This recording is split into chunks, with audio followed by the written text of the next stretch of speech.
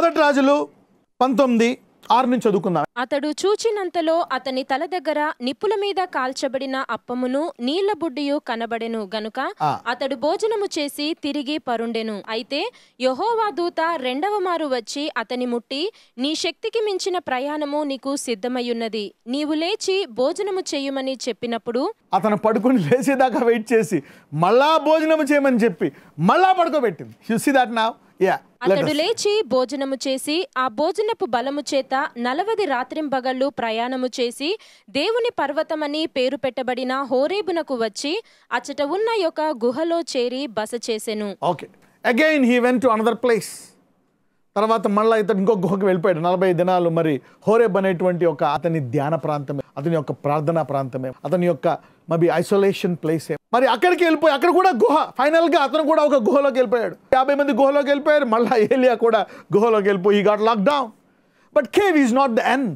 The lockdown for a believers is not locking down really.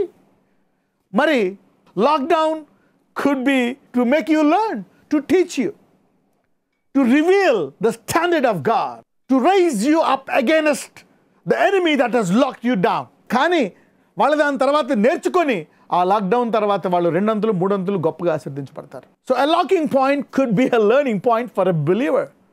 Okay, to unlock himself and rise up against the standard of the enemy. అచ్చట ఉన్న గుహలో బస చేశాను యెహోవా. అప్పుడు యెహోవా వాక్కు అతనికి ప్రత్యక్షమై, ఏలియా ఇచ్చట నీవేమి చేయుచున్నావని అతని అడుగగా అతడు, ఇజ్రాయేలు వారు నీ నిబంధనను త్రోసివేసి నీ బలిపీఠములను పడగొట్టి నీ ప్రవక్తలను ఖడ్గము చేత హతము చేసిరి. సైన్యములకు అధిపతియగు దేవుడు నగు యెహోవా కొరకు మహారోషము గలవాడనై నేను ఒకడును మాత్రమే మిగిలి ఉండగా వారు నా ప్రాణమును కూడా తీసివేయుటకై చూచుచున్నారని మనవి చేసెను. అందరూ లాక్డౌన్లోకి వెళ్ళిపోయారు. ఇప్పుడు ఫైనల్ గా నేను కూడా లాక్డౌన్కి వెళ్ళిపోయి, ఎందుకంటే నా ప్రాణం కూడా పోయేటట్టుంది ప్రభువా. Let's read from verse 11. 11 నుంచి చదువుకుందాం. అందుకాయన నీవు పోయి పర్వతము మీద యెహోవా సముఖమునందు నిలిచియుండుమని సెలవిచ్చెను.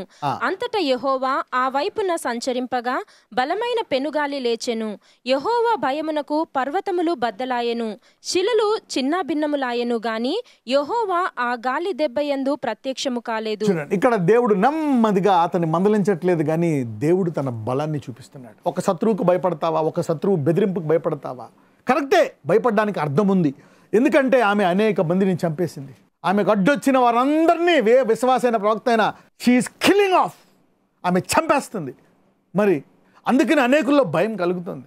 పీపుల్ ఆర్ టెరిఫైడ్, జనాలకి భయం వేస్తుంది. మరి లాక్డౌన్లోకి వెళ్ళక ఎందుకు వెళ్ళరు? భయపడిపోతున్నారు. ఇక్కడ చూడండి, దేవుడు చెప్తున్నాడు, go fourth, stand up the mount before the lord. వెళ్ళి నుంచో కొండ మీద అంటున్నాడు. Behold the lord pass by. అప్పుడు దేవుడు నెమ్మదిగా అక్కడి నుంచి వెళ్ళి, a great and strong wind rent the mountains. ఒక గొప్ప గాలి వచ్చి కొండ విడిపోయిందంట. గ్రేట్ అంటే ఒక గాలి కొండను విడిపోయేటట్టు చేసిందంట. మనము ఇంతకు ముందు చూస్తే మరి గాలి వచ్చి ఎర్ర సముద్రాన్ని విడదీయడం చూసాం. మరి 6 నెలల నేలను వెళ్ళిపోయారు. తన ప్రవక్తకు చూపిస్తున్నాడు, he is training, he is imputing strength and power into him. మరి దేవుడు బలహీనపడిపోయి లాక్డౌన్లోకి వెళ్ళిపోయినటువంటి ఆ గుహలో ఇతను కూడా లాక్డౌన్కి వెళ్ళిపోయినటువంటి ఏలియాకి ట్రైనింగ్ ఇస్తున్నాడు. నువ్వేంటి లాక్డౌన్ అయిపోతున్నావు?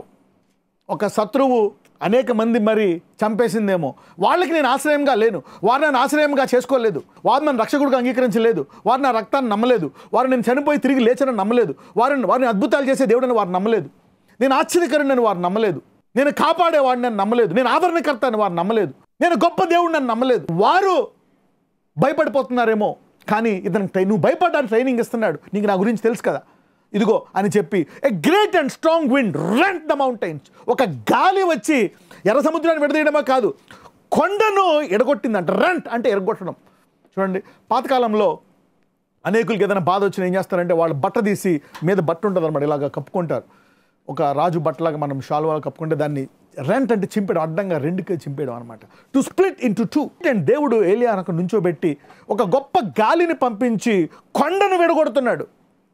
తర్వాత చూస్తే and break in pieces the rocks before the lord. మరి రాళ్లను కూడా కలగా చేస్తున్నాడంట గాలితో. అంతటా యెహోవా వైపు సంప్రదింపగా బలమైన పెనుగాలి లేచెను. యెహోవా భయమునకు పర్వతములు బద్దలాయను, శిలలు చిన్నాభిన్నములాయను గాని యెహోవా ఆ గాలి దెబ్బ యందు ప్రత్యక్షం కాలేదు. ఇక్కడ యెహోవా భయానికి ఉంటుంది, కానీ ఇంగ్లీష్ ఇక్కడ చూస్తే the wind rent the mountains, గాలి ఎడగొట్టిందంట. మరి ఏం చెప్తున్నాడు? నేను ఊదే గాలే ఇంత కొండను ఎడగొట్టేయగలదు, ఆ జెజబేలుని ఎడగొట్టలేదా? Cannot it rend it, stop its mission? Cannot that mountain be split and broke into pieces? God is talking to Elijah. He is now strengthening him. దేవుడు ఏలియాని బలపరుస్తున్నాడు. ఏలియా, నువ్వు భయపడిపోయావు, నువ్వు కూడా లాక్డౌన్లోకి వెళ్ళిపోయావు ఫైనల్గా గుహలోకి వచ్చి. Now I'm unlocking my strength to you so that you will come out of this lockdown situation and unlock yourself and unlock everybody. So God is strengthening the church in this situation. దేవుడు చూపిస్తున్నాడు, నేను గాలిని పంపి కొండని వెడగొట్టేశాను, ఈ రాళ్లను ముక్కలు ముక్కలుగా చేశాను, ఆ యెజబేలును ఎంతసేపు. So God is lifting up his standard by the Spirit. When the devil comes as a flood, మరి శత్రువు వరద వలె వచ్చినప్పుడు దేవుడు ఏ రీతిగా ఆత్మతో శత్రువు కంటే బలమైన సామర్థ్యాన్ని తన ప్రవక్తకు చూపిస్తున్నాడు. శిలలు చిన్నాభిన్నములాయను గాని యెహోవా ఆ గాలి దెబ్బయందు ప్రత్యక్షము కాలేదు. గాలిపోయిన తరువాత భూకంపము కలిగెను గాని ఆ భూకంపమునందు యెహోవా ప్రత్యక్షము కాలేదు. తర్వాత దేవుడు చెప్తున్నాడు, ఇదిగో ఈ భూమినే విడదీసా, భూమి షేక్ అయిపోయిందంట. ఇక భూమే కదిలిపోతే భూమి మీద ఉండే ప్రతి మానవుడు కదిలిపోతాడు. అసలు కదలదల్లా కొండ, ఎన్ని తరాలైనా దశాబ్దాలైనా యుగాలైనా ఉండేది కొండ అలాగే ఉంటుంది. మరి ఆ కొండను నేను విడదీసేశాను. మరి భూమి అన్నింటికంటే పునాది, ఆ భూమిని కూడా నేను కంపింప చేసేస్తున్నాను. ఇక ఏ శత్రువుకు భయపడతావు ఈ భూమి మీద? అంటే ఈ భూమి మీద నాకంటే బలమైన వాళ్ళు ఎవరు? There is nobody who is stronger on this earth. దేవుడు తన ఆత్మ ద్వారా చూపిస్తున్నాడు ఏలియాకి, ఈ కొండను ముక్కలు చేశాను, ఈ రాళ్ళను ముక్కలు చేశాను, ఈ భూమిని కంపింప చేసేస్తున్నాను. ఇంకా చూద్దాం 12వ వచనం. ఆ భూకంపమైన తరువాత మెరుపు పుట్టెను గాని ఆ మెరుపునందు యెహోవా ప్రత్యక్షము కాలేదు. ఇక్కడ చూస్తే ఇంగ్లీష్లో, and after the earthquake a fire, అగ్గి. మరి అగ్గి కాల్చుకుంటూ ఉంటుంది, ఎవరినైనా కాలిపోతారు. మరి దేవుని సామర్థ్యం కలిగిన షడ్రక్ మేషక్ అబేద్నెగో వారిని దేవుడు కాపాడాడు కాబట్టి ఉన్నారు. నేను దేవుడు చెప్తున్నాడు, ఆ జెజబేల్ని నేను ఇదిగో కొండను ఎడగొట్టేసినట్టు నేను ఎడగొట్టేయగలను, రాళ్లను ముక్కలు చేసినట్టు నేను చేయగలను, ఆమె కిందుండే భూమినే కంపింపజేయగలను. అదే కాదు, I can even burn her. And after the earthquake, a fire. But the Lord was not in the fire. అంటే దేవుడు తన సామర్థ్యాన్ని 3 రకాలుగా చూపిస్తున్నాడు. ఇదిగో కొండను నేను వెడగొట్టగలను. Why are you scared of a Jezebel? I can break the mountain into pieces, break the rock into pieces. Number 2, I can shake the earth, shake the foundations, devour her. ఇది నా సామర్థ్యం. So he is now showing a 3-dimensional force against the enemy. He's just limiting himself to 3. దేవుడు మనందరం 9 వరాలే అనుకుంటాం, 9 కాదు. ఇప్పుడు చూసారా మనము, అలాగే దేవుడు ఈ శత్రువు నేను చూపించడానికి 3 శాంపుల్స్ చూపిస్తున్నాడు. He showing 3 samples. ఈ 3 రకాలుగానే కాదు, దేవుడు చెప్తున్నాడు ఇక్కడ ఏలియాతో అనేక రకాలుగా చేయగలను. So the lockdown time is a high time to enquire from God, lord what weapon you want us to use to destroy this enemy. See that? So God has many weapons. దేవుడి దగ్గర చాలా ఆయుధాలు ఉన్నాయి. అయితే ఇక్కడ చెప్తున్నాడు ఏలియాకి, ఏంది ఏలియా నువ్వు ఎలా భయపడిపోతావు, నా దగ్గర ఎన్ని ఆయుధాలు ఉన్నాయి.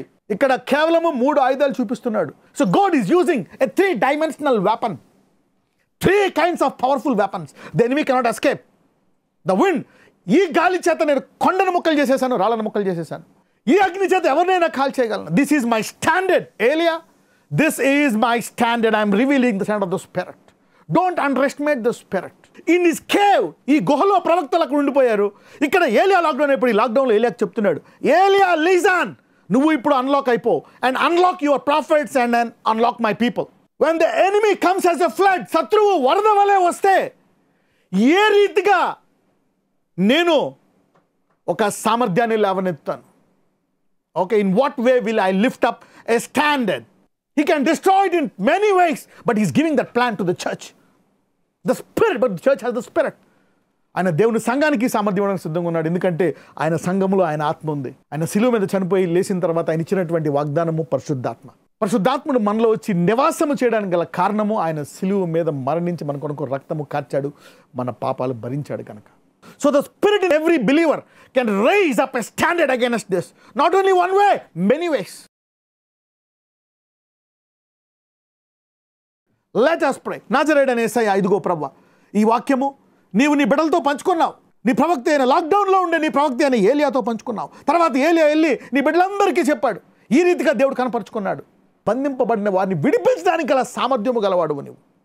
ఏ రీతిగా నీవు నీ బిడ్డల్లోంచి ఆ భయాన్ని తీసివేసి నీ నూతనమైన సామర్థ్యాన్ని నీ బిడ్డల ద్వారా నీవు బయలుపరుస్తావో, లోకాన్ని వెలిగించే కృపను ప్రతి ఒక్కరికి దయచేయమని నాజరేయుడనేసి మనం ప్రార్థిస్తున్నాము తండ్రి. ఆమేన్.